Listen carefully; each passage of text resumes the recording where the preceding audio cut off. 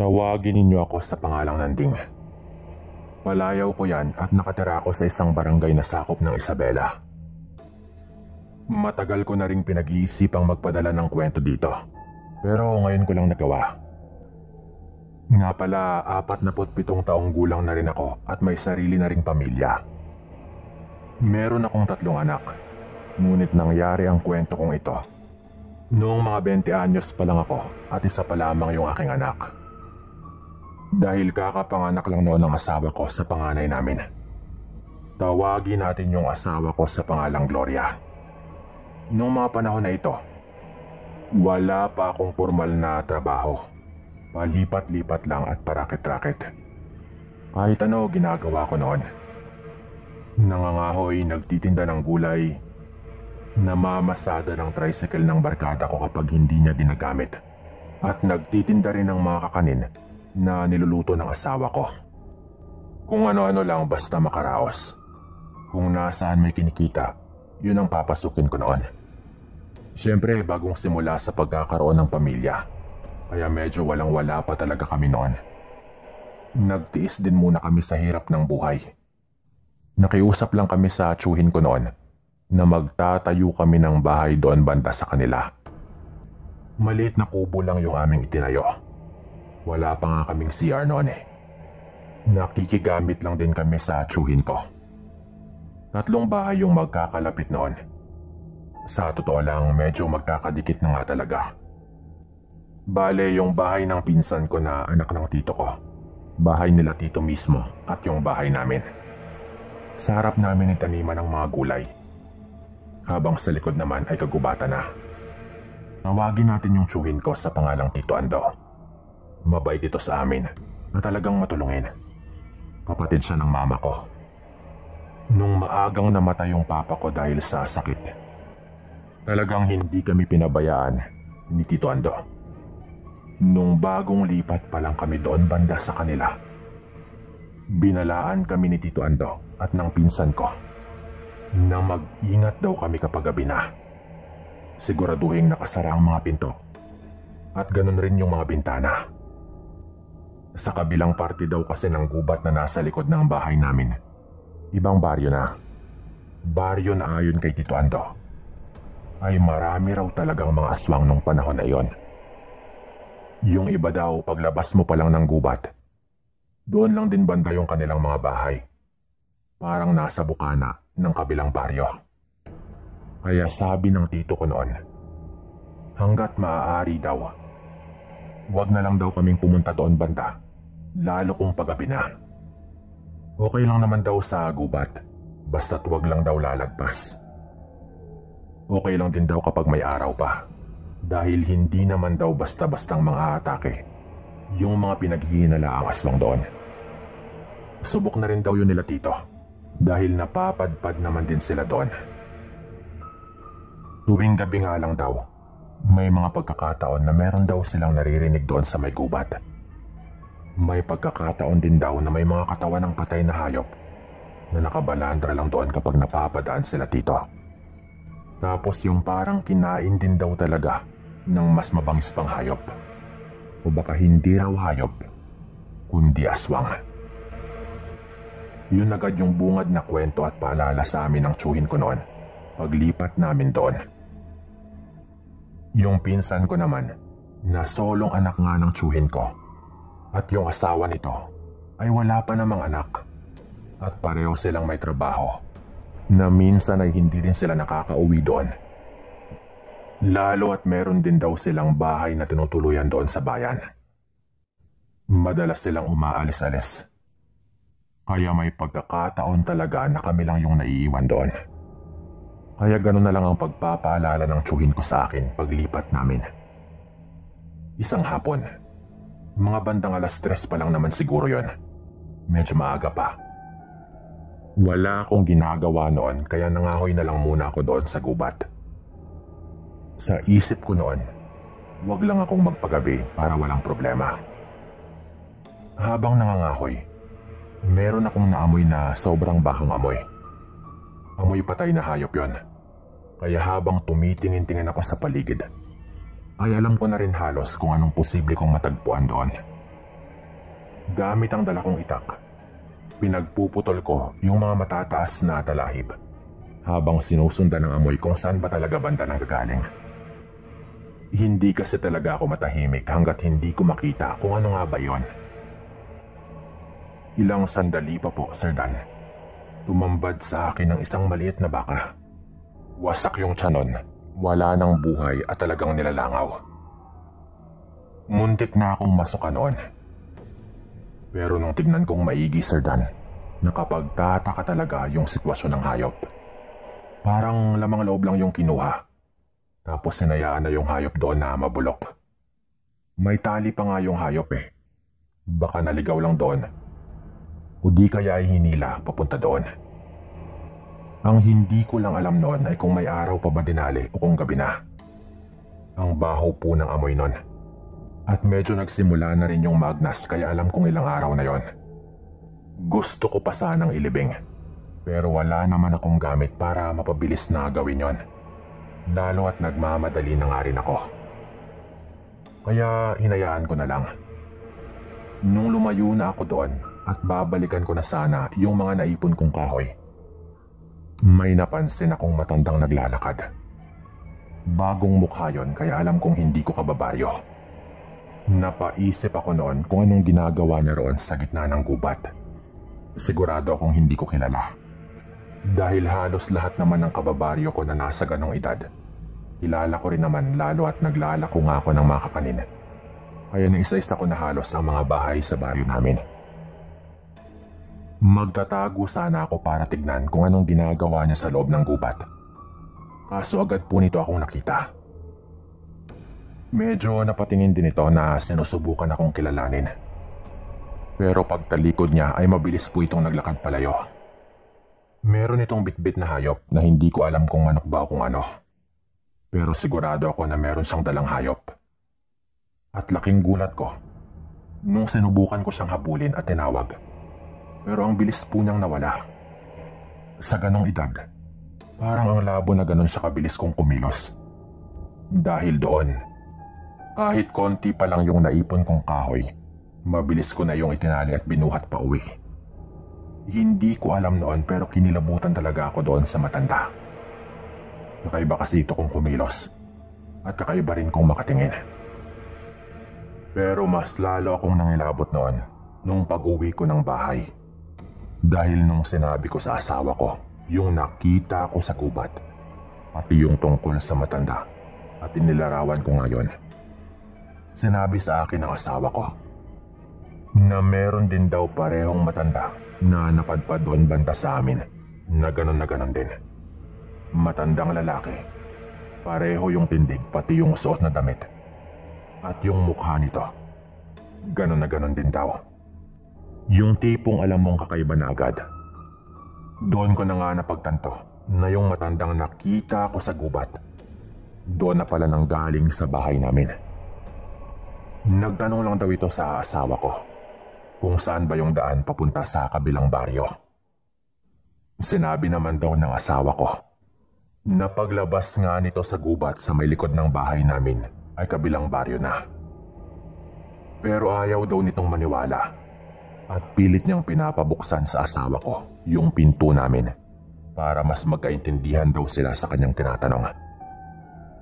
Sumisilip lang kasi yung asawa ko sa bintana habang kinakausap yung matanda. Duda na rin daw talaga yung asawa ko noon. Yun bang tipo na nagkukunwari lang daw yung matanda sa kanyang tinatanong at iba talaga ang kanyang pakay. Kaya pilit niya talagang pinapabuksan ang pinto namin.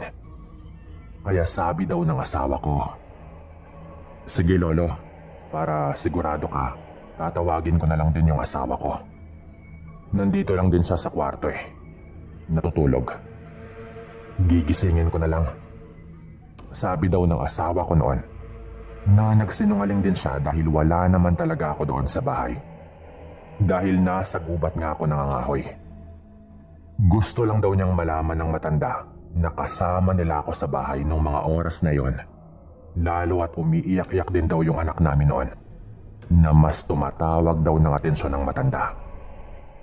Nung sabihin daw yun ng asawa ko, Bigla daw nagbago yung tono ng matanda at ang sabi daw nito, wag na, wag na. Wag mo nang gisingin yung asawa mo. Susundin ko na lang talaga yung sinabi mo. At tatawirin ko na lang yung gubat na ito para makarating ako doon sa kabila. Sige mauna na ako Agad-agad naman daw nitong sabi, Sir Dan, sabay umalis.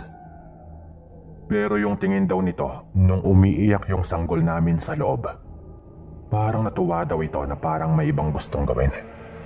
Nagkataon pa talaga na wala doon yung tsuhin ko at pinsan ko. Umalis yung mga ito at sa susunod pa na araw makakabalik. Ang sabi ko noon, baka kilala kami ng matanda. Baka matagal na pala itong nagmamanman sa amin. Nagkataon lang din na hindi niya siguro ako nakitang umalis. Kaya akala niya ay nagsasabi ng totoo yung asawa ko nung sabihin itong nandoon ako sa loob ng bahay na tutulog. Dali-dali akong naghasa ng itak at nagpatulis ng kawayan. Sa isip ko noon, mas mabuti ng handa. Nung gumabi na, sinadya kong hindi agad matulog. Mga bandang 11:00 ng gabi, nagsimula yung mga kaluskos. Sabi ko noon, mukhang ayaw talagang mag-aksaya ng aswang ng pagkakataon at agad nga itong pumunta. May ilaw ng gasera sa kwarto namin, pero nilipat ko yung higaan namin sa may sala, sa likod ng aparador. At doon ko na nga pinahiga muna yung aking mag-ina. Doon din ako banda nakabantay. Yung kwarto kasi namin madali lang silipin at pasukin. Nung nakarinig nga ako ng ingay sa labas, gumapang ako papunta sa kwarto. Tulog yung anak namin noon at sinabihan ko lang yung asawa ko na huwag siyang aalis doon banda at siguraduhin lang na hindi magigising yung aming sanggol. Sa may ilalim ako ng bintana ng kwarto noon nagbantay. Nakayuko lang ako doon at nag-aabang. Alam ko na doon nga unang sisilip yung aswang na yon. Yung dingding namin sa kwarto gawa lang din sa sawali. Sa isip ko noon, kapag nakita ko yung kanyang ulo na sumilip, talagang tutusukin ko ng itak yung aming dingding. At sigurado akong aabutin ang katawan ng aswang sa labas ng bahay. Hindi naman kasi matibay yung sawali na gamit namin sa dingding ng kwarto, na kapag sinaksak mula sa loob, talagang tatagos doon sa labas. Maya-maya pa, Sir Dan, nakita kong may kamay sa may bintana. Maitim na kamay at mahaba yung mako ko. Muntik na akong hindi makatiis noon at tatagain ko na sana agad. Pero matyaga akong naghintay na dumikit yung katawan ng aswang sa dingding nung sumilip ito. Nung makita ko na yung ulo, naghanda na ako. Hanggang sa dahan-dahan siyang sumilip at makita ko yung mga mata nitong napakapula. Hindi na ako nagalinlangan noon at sinaksak ko yung dingding patagos sa labas. Naramdaman ko talaga, Sir Dan, na inabot ko yung kanyang katawan. Nung inikot ko ng konti yung itak habang nakabaon pa rin, dinig na dinig ko yung sigaw ng nilalang. Nanginginig rin ako noon. Parang nanlalaki yung ulo ko at nangangatog ang aking mga kalamnan. Yung hawak kong pinatulis na kawayan, mabilis ko namang tinusok sa mata niyang nakasilip bago pa niya matanggal ang itak na nakabaon sa kanyang katawan. Inabot ko rin yung mata noon, Sir Dan. Pero nung hinila ko na yung itak at sasaksakin pa sana sa ulit, nakayuko na po yun at agad na nga ring tumakbo. Nung tignan ko po yung itak at yung marka ng dugo, hindi pala ganun kalalim ang pagkakabaon sa katawan nung hayop na aswang. Ilang pulgada lang ang aking naibaon dahil hindi pa siguro nakadikit ng maigi yung katawan niya doon sa dingding nung sumilip siya. Galit na galit ako noon, pero nag-iiyakan na yung aking mag-ina. Iyak nang iyak yung asawa ko, pati na rin yung sanggol dahil nagising yon. Alam kong nasa gubat na yung aswang. Kung pwede ko lang sanang iwan yung aking mag-ina, ginawa ko na para habulin yon. Kinabukasan, pagbalik ng tiyuhin ko, nagtaka sila at wasak na yung isang parte ng dingding namin. Doon ko na sinabi sa kanila ang mga nangyari. Ang sabi noon ng pinsan ko, puntahan daw namin at hanapin sa kabilang baryo dahil siguradong hindi pa daw naghihilom ang sugat nun. Pero pinigilan kami ng tiyuhin ko dahil delikado raw. Lumipas noon ang mga ilang buwan, Sir Dan.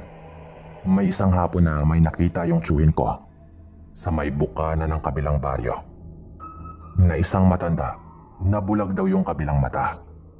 Yung tipong parang tinusok yung isang mata nito. Kaya malakas raw yung duda ng tito ko na yun yung matanda. Sinubukan raw niya itong lapitan. Pero mabilis daw yung tumakbo kaya wala na siyang nagawa. Ayaw naman niyang habulin doon sa kabilang baryo, lalo at delikado. Simula noon, naging maingat talaga kami at hindi kami nagtitiwala sa mga tao sa kabilang baryo. Ito po yung kwento namin, Sir Dan. Maraming salamat po kung mapili.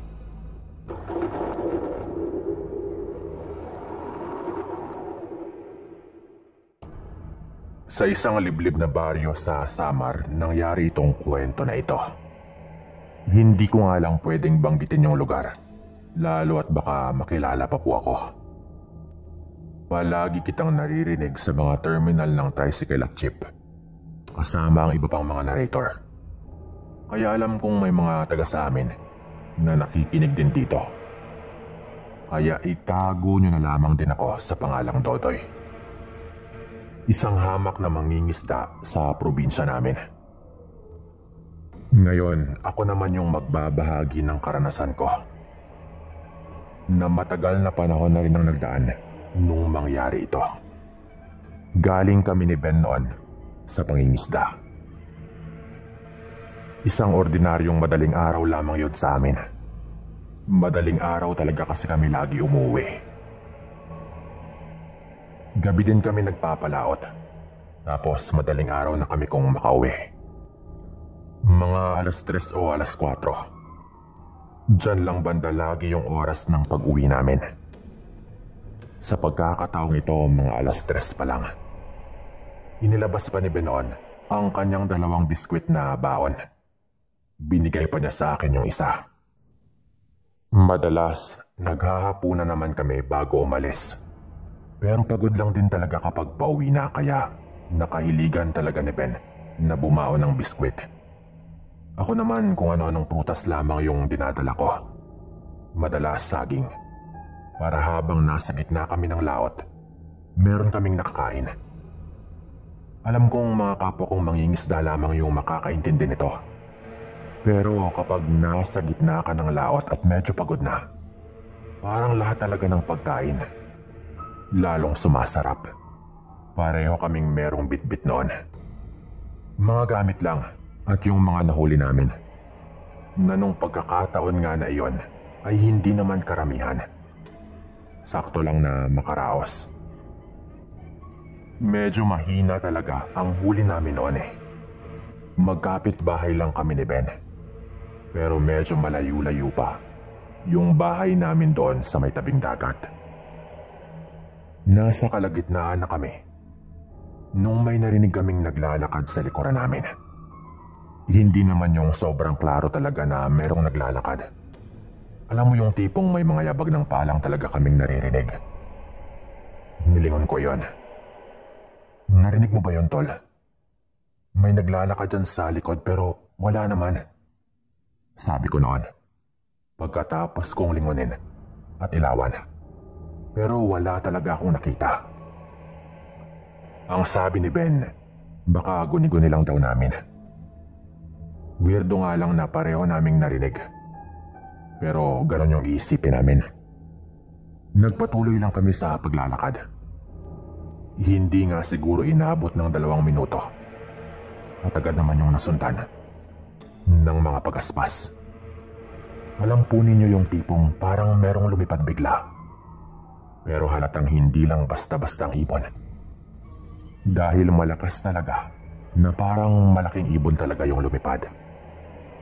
Habang patuloy na naglalakad.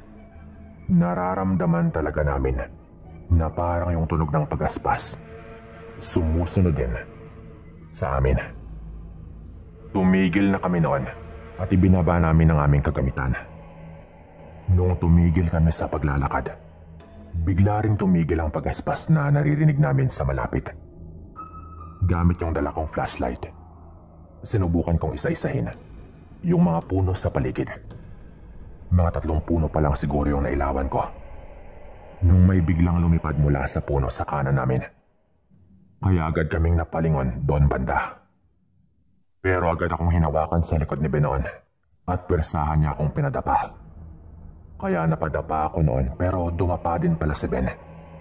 Sa punto din po na iyon, Sir Dan, biglang may napakalaking ipon na mabilis lang na dumaan sa itaas namin. Ang lakas ng hangin noon.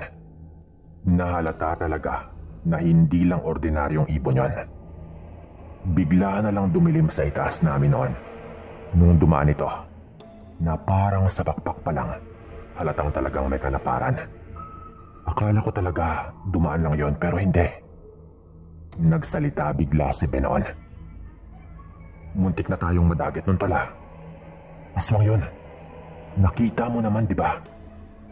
Wakwak yun, tol. Sabi nito.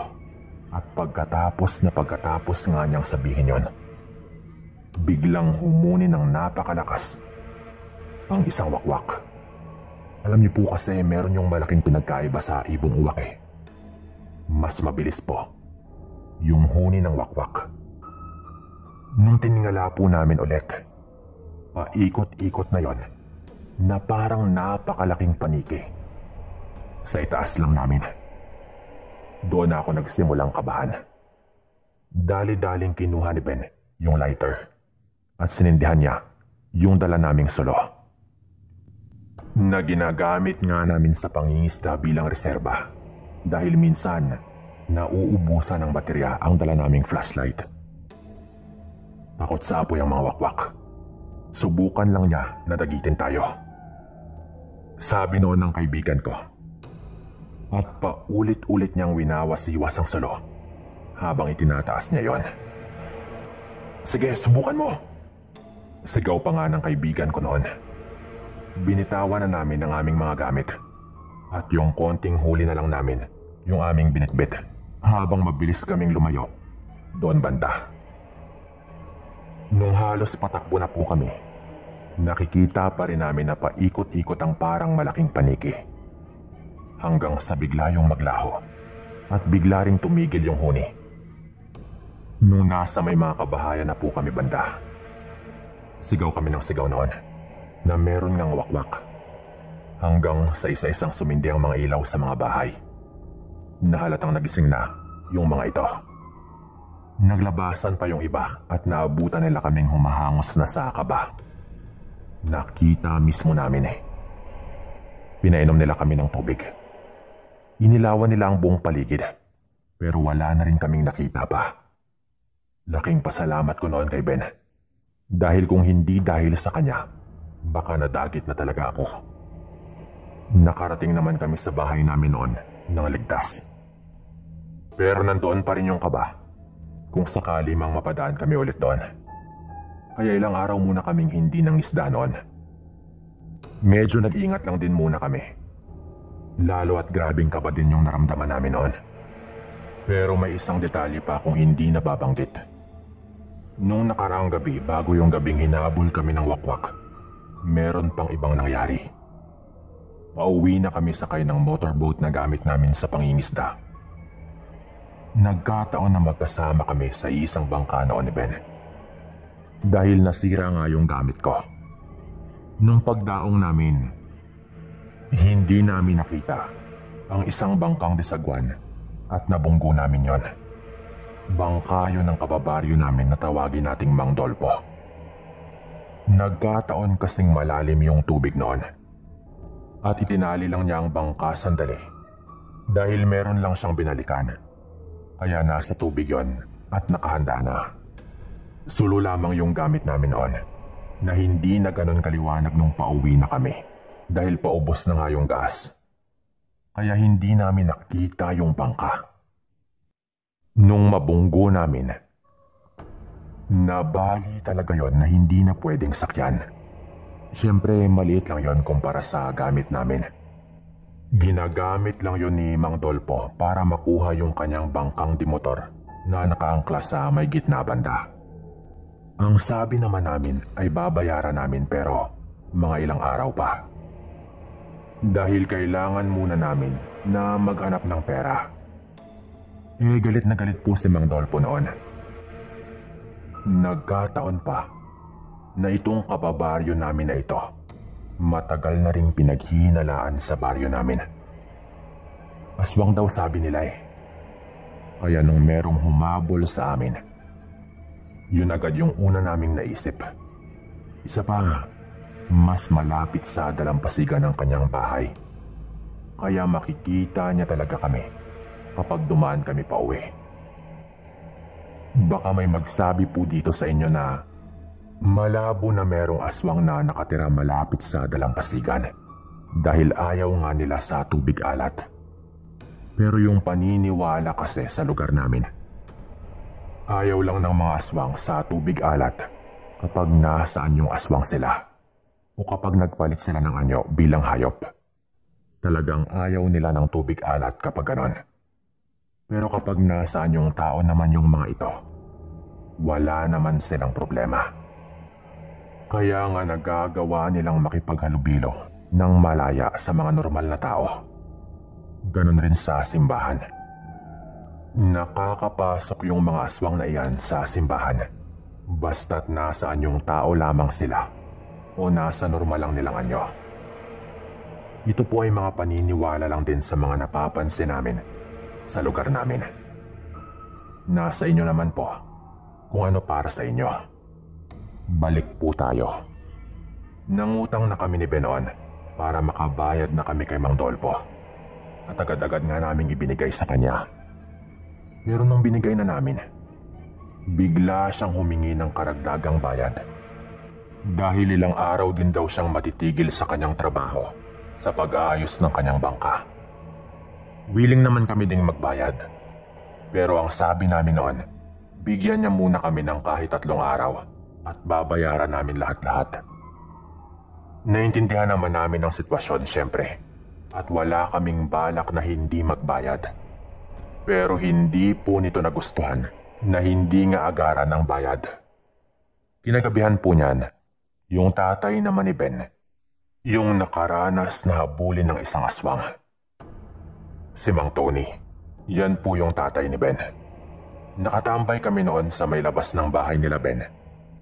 Nung marinig namin ang kanyang tatay na sumisigaw habang tumatakbo papalapit sa amin, napatayo kami agad noon. At paglapit ni Mang Tony sa amin, meron itong mga ganos. Ayon sa kanya, pauwi na raw siya nung may biglang humarang sa kanya. Agad raw siyang dinumog. Mababakas din po yun sa maruming damit ni Mang Tony. At meron din siyang mga galos sa kanyang kamay at sa likod. Ang sabi niya, nagawa lang daw niyang tusukin ng putol na kahoy kaya nakawala siya. Pero mukhang wala daw balak na biktimahin siya o patayin, kundi takutin lamang. Yun pala, nagkasagutan din daw pala si Mang Tony at si Mang Dolpo sa may tindahan nang dahil sa nagawa namin sa kanyang bangka. Nagkainitan din daw sila, pero hindi naman daw sila nagkasuntukan. Kaya siguro pati yung tatay ni Ben ay tinakot nga nito. Yung nangyari po noon, nagdala ng baril yung tatay ni Ben at pinuntahan niya sa bahay nila Mang Dolpo. Pinaghahamon po niya. Sinigawan pa niya at lahat at pilit na pinapalabas ng bahay. Sa galit po nito, pinaputukan po niya yung bahay. At buti na lang, tumama lang yon sa pader na gawa sa bato. Doon na nga po dumating yung tiyahin ni Ben at inawat po niya si Mang Tony. Meron din siyang dalang pera. At binigay niya iyon sa asawa ni Mang Dolpo para matapos na. Ni hindi man lang lumabas ng bahay si Mang Dolpo noon o kahit sumilip sa bintana. Kahit pa sinigawan na siya ni Mang Tony, naswa nga siya. Nag-alisa na rin po kami agad noon. nabayaran na rin lahat. At katunayan, sobra pa nga po. Ayon sa kapitbahay ni Mang Dolpo, bago daw kami nagpunta doon, nakita daw niyang pumasok si Mang Dolpo sa bahay nila, doon sa kanilang pinto sa likod. Nagmamadali daw yon, at hawak-hawak daw nito yung kanyang tagiliran na parang merong sugat. Parehong parte ng katawan na ayon kay Mang Tony ay nagawa nga niyang saksakin ng matulis na bahagi ng putol na kahoy na kanyang nadampot noong dinumog siya ng aswang. Umalat man yon sa baryo namin, mabilis lang din yung nakalimutan ng karamihan. Dahil na rin sa pag-iwas ng magkabilang partido. Umiwas na rin po kami noon eh. Siyempre, ayaw din namin ang gulo. Lalo at mahirap din talagang patunayan ang tungkol sa pagkaaswang ng isang tao. Hanggang dito na lang din po itong kwento kong ito at maraming salamat po sa lahat ng mga nakikinig.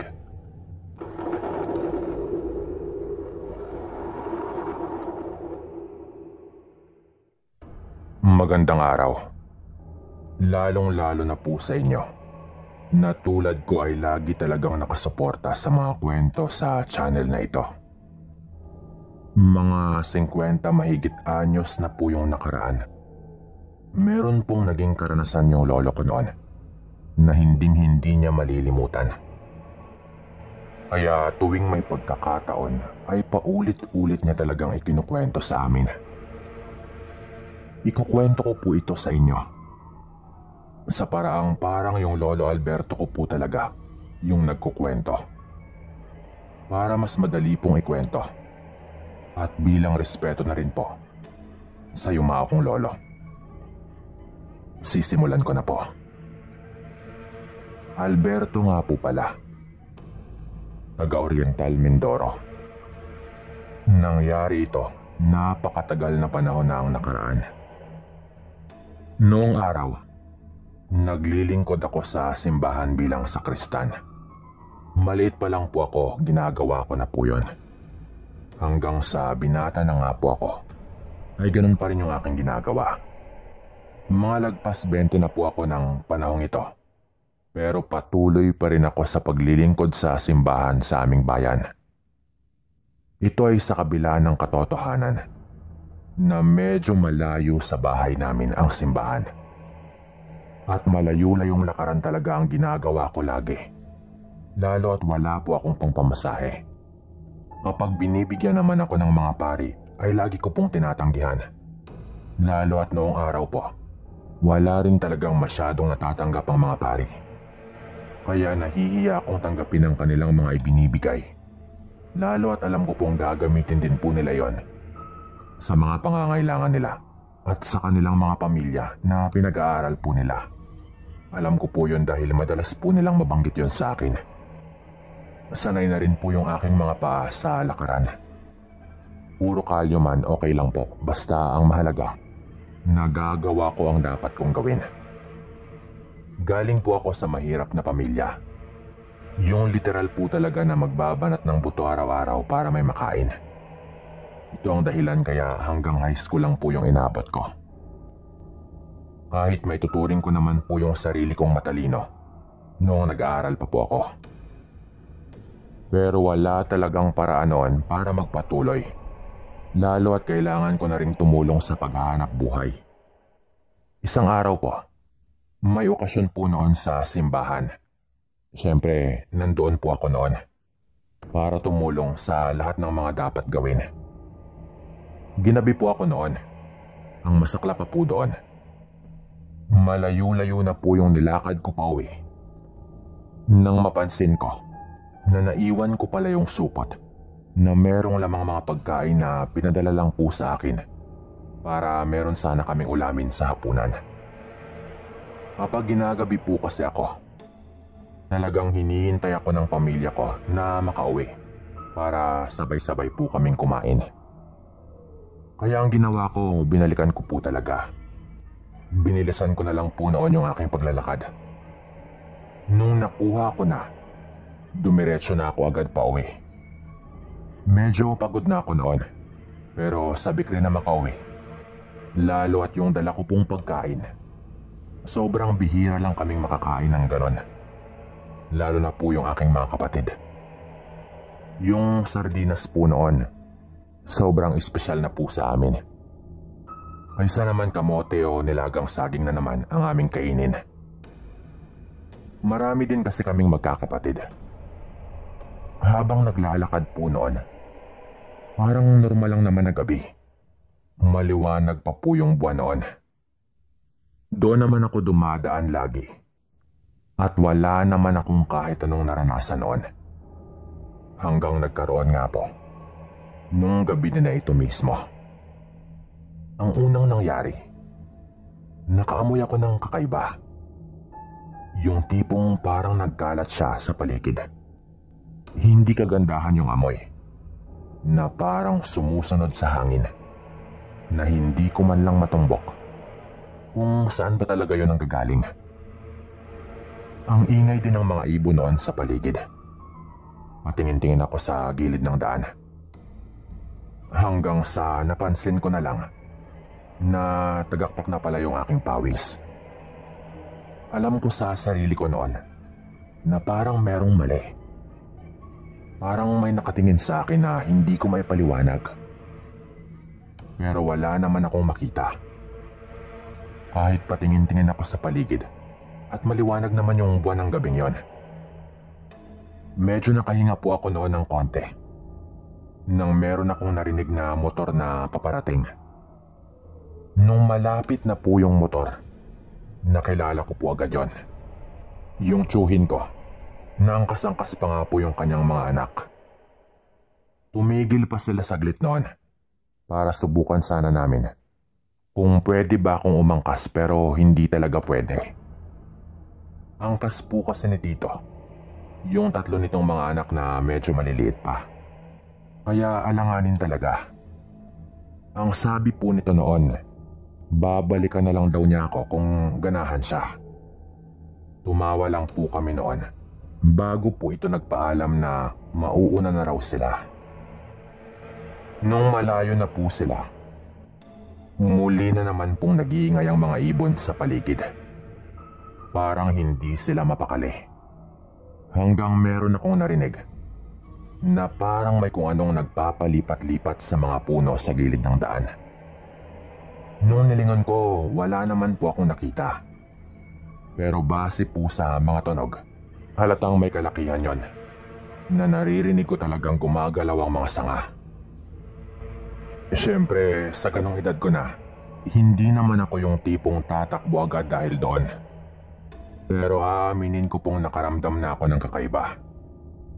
Patuloy lang akong naglakad, mga ilang minuto pa, hanggang sa napatapat po ako sa malaking puno ng santol. May kalakihan talaga yon na kapag nasa ilalim ka, halos hindi na tumatagos ang liwanag ng buwan dahil sa malalaking sanga at medyo makapal po yung mga dahon. Nagulat po ako noon at agad po akong napatingala dahil nung tumapat po ako doon, bigla akong nakarinig ng angil. Yun bang tipo na galing talaga sa itaas na parang nag-aabang na lang ito doon? Nung tiningala ko po yon, natigilan ako sa kaba nang makita ko agad ang isang pares ng mapupulang mga mata. At bukod pa po doon, naninag ko po talaga ang isang nilalang doon sa isang malaking sanga. Hindi ko po alam nung una kung aswang, kapre, elemento o kung ano ba. Yung mga matang mapula na nagliliwanag sa dilim, yun lang po yung klaro noon Bukod po sa angil na narinig ko pong ginawa nun. Pero nung magsimula na po akong tumakbo, nagad ko nga pong tinumbok yung matataas na mga kugon sa gilid ng daan. Doon ko pa lang po napagtanto, naswang talaga yung aking nakita at yung tumambang sa akin. Dahil lumalingaw na po noon sa paligid ang malakas na huni ng wakwak. Talagang malakas po yung huni na doon palang kikilabutan ka po agad. Nagsuot ako noon sa matataas na mga talahib at pugon. Nagkasugat-sugat pa nga po ako noon dahil sa mga nakakaalam po dyan sa kugon. Medyo matalas talaga ang mga dahon nito na masusugatan ka talaga kapag padalos-dalos ka lang pong tumakbo sa loob ng makakapal at matataas na mga kugon.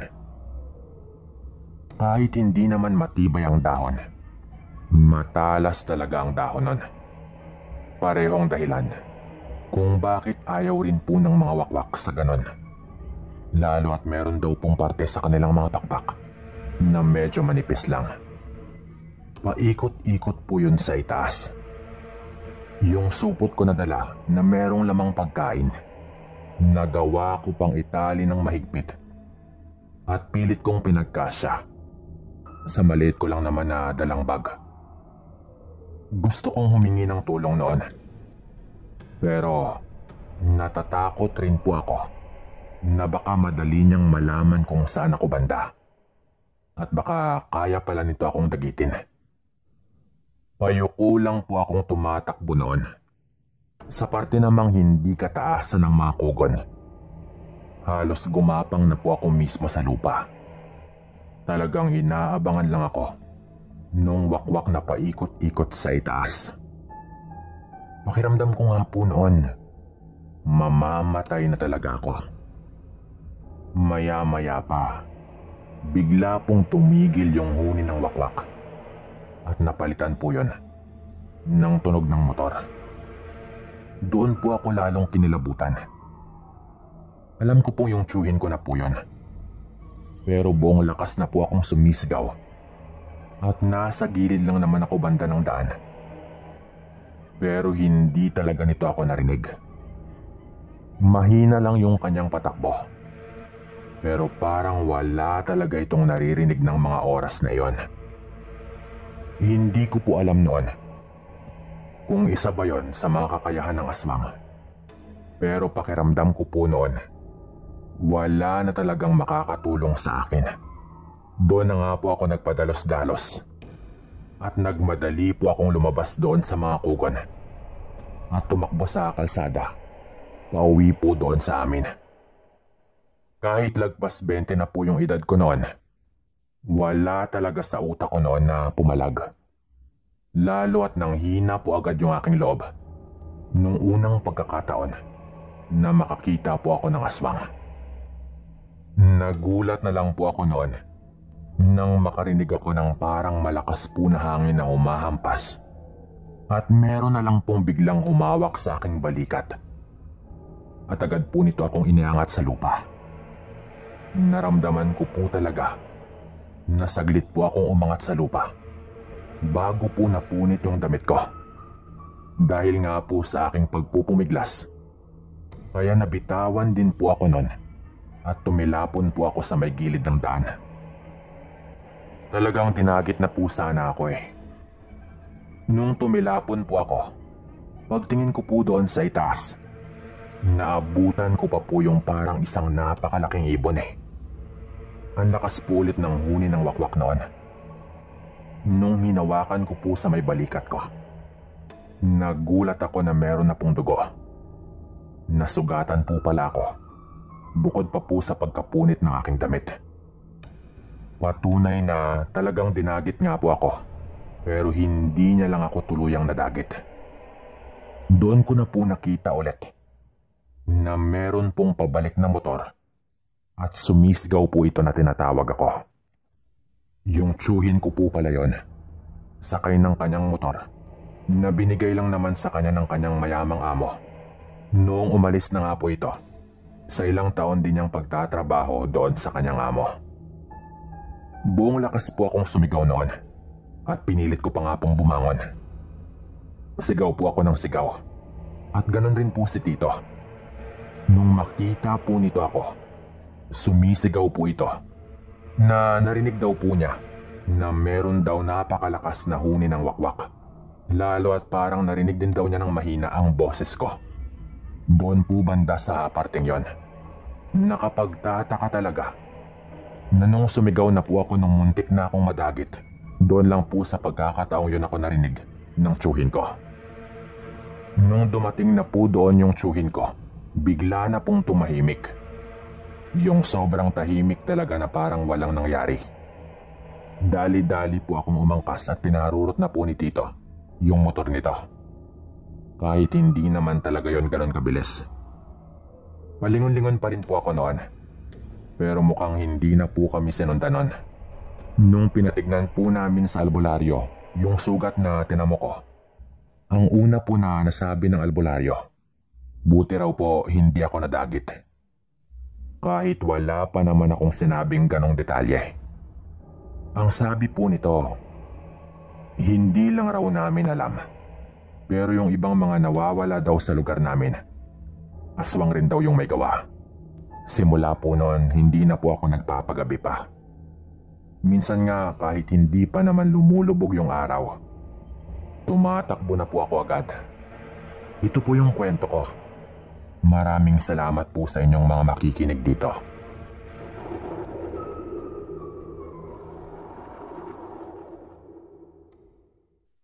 Binabati ko ang ating narrator, pati na rin ang lahat ng mga tagapakinig dito. Tawagin po ninyo ako sa pangalang Oscar. 54 anyos na po ngayon at taga-probinsya po ng Negros Oriental. Itong kwento ko po na ito ay kwento namin ng yumao ko ng ama na si Tatay Rudy. At nangyari ito matagal na panahon na rin ang nakaraan. Sa pagkakaalala ko po, wala pa akong 18 taong gulang noon dahil 18 po kasi ako nung makabuntis po ako. Kaya natatandaan ko po talaga na bago pa yon nang mangyari itong kwento. Ang tatay ko po ay isang kusinero. Yun po bang tipo na nagluluto sa mga pista, kasal, o kung anumang mga okasyon sa probinsya namin na nangangailangan po na merong magluluto ng maramihan. Kahit po mga taga-kabilang baryo, kinukuha po yung tatay ko noon. Kaya medyo kilala na po talaga ito sa kanyang ginagawa. Dahil po sa trabaho niyang ito, madalas rin po akong makapunta sa ibang mga lugar at mga baryo. Ako po kasi yung sinasama ng tatay ko. Dahil ako lang po sa aming 4 na magkakapatid ang lalaki. Gusto po talaga ni Tatay Rudy noon na matuto ako sa pasikot-sikot sa kanyang ginagawa. Pero wala rin talaga akong balak na gayahin ito sa kanyang trabaho. Ang akin lang po noon, kaya sumasama ako, ay para makapunta sa ibang mga baryo at makapaglakwat siya ng konti. Alalay lang rin po ako noon sa mga ginagawa, tulad sa pagkatay ng mga baboy, pag-iiwan ng karne at ng mga pampalasa. Mga ganoon po. Minsan naman tagahugas lang po ako ng kaldero o tagasibak lang po ng kahoy panggatong. Ganon po sa probinsya noon. Hindi pa po uso noon ang mga catering o mga nagpapa-order po ng pagkain. Hindi po tulad ngayon. Isang araw po noon, meron po ulit kumuha kay tatay doon po sa kabilang baryo. Bilang isang kusinero siyempre. Sinama po ako ng tatay ko noon. Bisperas pa lang po ng umaga, nandoon na po kami. Marami namang tumulong at yung tatay ko lang po kumbaga ang nagbibigay ng mga panutos sa kanila kung ano ang dapat gawin. Ako naman po noon, mga magagandang babae lang po doon banda ang binabantayan ko habang gumagawa ng mga iniutos ng tatay ko. Karamihan po sa mga tumutulong, mga kalalakihan. Yung mga babae pong tumulong, naglinis lang po ng bigas at naghanda ng mga platong gagamitin. Para po ito sa isang kasal. 3 baboy po ang panghanda noon at meron din pong mga manok. Maaga pa lang po ay kinatay na po namin ang mga baboy. Abala po ang lahat noon. Bandang hapon, nung lumapit po sa akin yung tatay ko at meron po itong iniabot na proteksyon na nakabalot po sa itim na tela. Baka magtaka po kayo kung bakit Yun po ay dahil lingid sa kaalaman ng karamihan sa baryo namin. Hindi lang kusinero yung tatay ko. Meron din po siyang konting nalalaman sa panggagamot na minana po nito kay Lolo. Pero hindi lang po talaga ito nanggagamot dahil bilin daw sa kanya ni Lolo na kung gusto raw niyang tahimik ang kanyang buhay ay wag na wag raw siyang gumaya kay Lolo. Manggagamot po kasi yung Lolo ko noon. Pero nung panahon pong nangyari ang kwento na ito, ay patay na rin po si Lolo. Nung iniabot po sa akin ni tatay yung proteksyon, alam ko na po yung ibig sabihin nun.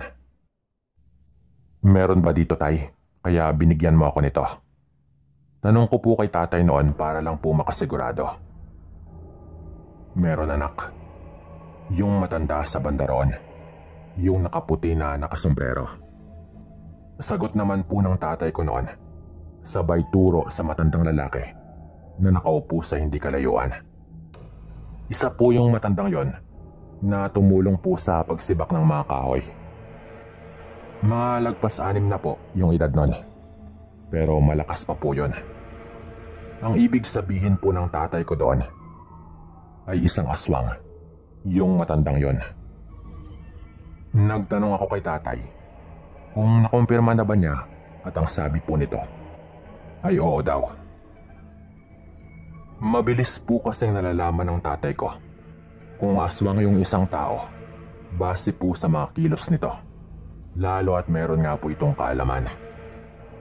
Medyo umiinit rin po yung suot na habak ng tatay ko kapag ganon. Kaya siguro hindi ito lumalapit ng husto doon sa matanda at baka makatunog yung matanda. Ayon kay tatay, mas nakumpirma daw niya yon nung biglang pumasok yung matanda sa may kusina. Habang daladala ang naipong dugo ng baboy sa planggana. Nagagamitin po sana ng tatay ko para sa dinuguan. Nung sundan daw kasi ni tatay ang matanda, nakita daw talaga nito na kumuha pa raw yung matanda ng baso at sumalok doon sa plangganang merong dugo ng baboy at agad daw niya yung nilagok na parang uhaw na uhaw. Tapos nilagay lang daw nito sa plangganang may tubig na pinaghuhugasan ng pinggan, yung basong kanyang ginamit. Literal na uminom ng dugo yung matanda. Nilagay ko po sa bulsa ang proteksyon na binigay sa akin ng tatay ko at hindi po ako lumalapit doon sa matanda. Pinagmamasdan ko lang po ito at binabantayan ang kilos nito habang nagmamasid-masid lang din po ito sa paligid. Kung walang alam sa mga bagay-bagay yung tatay ko, malamang hindi po talaga nito masabing aswang yung matanda. Lalo at mukhang sanay po itong makipaghalubilo sa ibang tao. Nung dumilim na po at medyo wala nang ginagawa yung tatay ko, lalo at madaling araw naman kinabukasan lulutuin ang iba pang mga putahe, bigla akong tinabihan ni tatay sa aking pagkakaupo at ang sabi po nito, maghanap raw ako ng makabuhay. Yun po bang uri ng halaman na parang baging na mapait? Yung sinasabit po ng karamihan sa kanilang mga bintana bilang pangontra sa mga aswang. Meron daw po kasing sanggol na anak, yung may-ari ng bahay na kumuha po kay tatay bilang kusinero. Kaya ibibigay daw ni tatay para isabit sa kanilang mga bintana. Lalo at mukhang bagong panganak lang daw yung sanggol, na baka yun daw pala ang punteriya ng matanda. At nagkukunwari lang itong tumulong sa paghahanda para sa okasyon. Mabuti na lang daw at hindi naman tumulong yung matanda sa pagluluto. O kahit sa paghiwa ng mga karne, lalo at baka kung ano daw ang gawin nito o baka lawayan pa nito yung pagkain. Yung dugo naman po, hindi na lang po yung tinuloy ni tatay sa pagluto. Sinabi lang po nito sa may-ari na aksidente niyang natapon ng plangganang merong dugo ng baboy. Lalo at baka nalawayan na rin daw yon ng matanda. Naghanap na po ako ng makabuhay noon at mabilis lang naman po akong nakahanap. Ngunit nung bumalik na po ako ay hindi ko na po makita yung tatay ko. Wala na po ito roon sa kung saan po ito nakapwesto bago po ako umalis. At hindi ko rin siya mahanap doon banda sa harap ng bahay. Tumitingin-tingin po ako sa paligid at napansin ko po noon na wala na rin doon yung matanda na hapon pala nga ay binabantayan na namin. Kaya agad ko pong naisip na baka kumilos na po yung matanda at sinundan po yun ng tatay ko. Naalala ko po noon na nung hapon pa lang ay nakarinig po ako ng iyak ng sanggol doon po banda sa likod ng bahay. Kaya baka doon banda ang kwarto kung saan naroroon ang sanggol. Medyo madilim doon pero lakas loob po akong pumunta doon. Kaya kahit medyo madilim, lakas loob po akong pumunta doon banda. Dala-dala pa rin ang makabuhay na pinakuha po sa akin ng tatay ko. Hindi pa man po ako tuluyang nakapunta sa likod ng bahay. Narinig ko na nga pong merong umiiyak na sanggol. Iyak po yun ang iyak na sa banta ko ay baka senyalis na po na kumikilos na nga po yung matandang aswang. Pagdating ko po sa may likod ng bahay, doon po banda sa may kakahuyan ay nakarinig po ako ng ingay. Narinig ko rin po yung boses ng tatay ko. Kaya alam kong meron nang nangyari na baka nahuli na ako ng dating. Tumakbo po ako agad noon, doon banda sa may kakahuyan. At naabutan ko po na nagpang-abot na pala yung tatay ko at ang matanda. Dinudumog po yung tatay ko ng matanda na iyon, na talagang nakapagtataka dahil malaking tao po yung tatay ko, pero nagagawang pumalag ng matanda na parang ang lakas po nito. Sa pagkataranta ko po noon, yung hawak ko pong baging ng makabuhay, yun po yung mabilis kong ipinulupot sa leg ng matanda. Sabay sinakal ko po ito gamit yon. Ang sa utak ko po noon, talagang papatayin ko yung matanda. Lalo at nakita ko nga pong balak nitong patayin ang tatay ko. Nung ginawa ko po yon, nakapagtataka pong unti-unti pong nanghina ang matanda na binitawan ko na nga po ito sa pagkakasakal ko sa kanya. Parang umepekto nga po sa kanya yung makabuhay na halaman. Dahil nanghina po ito agad-agad. Hinigpitan ko lang po ulit ang pagkapulupot nun sa leeg niya nung sinusubukan po nitong tanggalin yon. Dahil ayaw daw po nito ng amoy nun. Ang sabi po ng tatay ko, sinadya daw kasi nitong hubarin at iwan ang kanyang habak doon sa kanyang mga gamit para hindi daw siya agad mapansin ng matanda. Ang hindi alam ng tatay ko ay nahalata na rin pala siya ng matanda at talagang sinadya ng matanda na pumunta sa kakahuyan para doon tambangan ng tatay ko. Ang sabi pa po ni tatay, kahit hindi naman daw ako dumating, ganon pa rin ang kalalabasan kapag nagsimula na raw siyang mag-usal ng mga orasyon. Kaso hanggat maaari daw, ayaw daw sana niya na mag-usal ng orasyon dahil nanghihina daw ang kanyang katawan pagkatapos niyang gawin yon. Lalo at hindi nga sanay ang katawan ng tatay ko na mag-usal ng ganong orasyon na ayon pa sa kanya ay medyo meron daw balik sa kanyang katawan sa tuwing ginagawa niya. Yung nangyari po noon, tinalian po namin ang kamay ng matanda gamit yung baging ng halamang makabuhay. At pinatawag po sa akin ni tatay yung may-ari ng bahay, yung tatay nga po ng ikakasal. Nung tinawag ko na po ito at nung malaman niya ang tungkol sa matanda, kumuha pa po ito ng baril at talagang babarilin po sana nito yung matanda. Pero pinigilan po siya ng tatay ko. Lalo at malaking gulo daw sana yon. At meron pa nga silang okasyon kinabukasan. Kaya yung nangyari, binantaan na lang po ng may-ari ng bahay ang matandang yon. Na wag nang magpakita doon banda at wag na wag ring magkakamaling mangbiktima ng mga tao. Dahil sa oras daw na malaman niya, ay kakalat niya ang tungkol sa matanda at siya mismo yung mamumuno para patayin yung matanda. Tangulang po ng tango yung matanda noon at agad nga po itong umuwi pagkatapos po naming pakawalan. Nung natapos na nga po yung okasyon at nakauwi na po kami ng tatay ko kinabukasan, nagtanong po ako sa kanya kung bakit hinayaan niyang pakawalan ng matanda at ang sabi lang po ng tatay ko, dayo lang din daw kasi kami doon At sa oras daw na pinatay namin yung matanda, siguradong may mga darating daw na kapamilya nun para hanapin kung saan kami nakatira. Para kami naman daw yung pagbayarin. Natakot lang din siguro yung tatay ko. At ayaw lang din ito na masangkot sa gulo. Sa tingin po ba ninyo, tama ba yung ginawa ng tatay ko? Paki-comment na lang po ang inyong mga opinyon. Hanggang dito na lang din po yung kwento kong ito. Oscar nga po pala ng Negros. Maraming salamat po.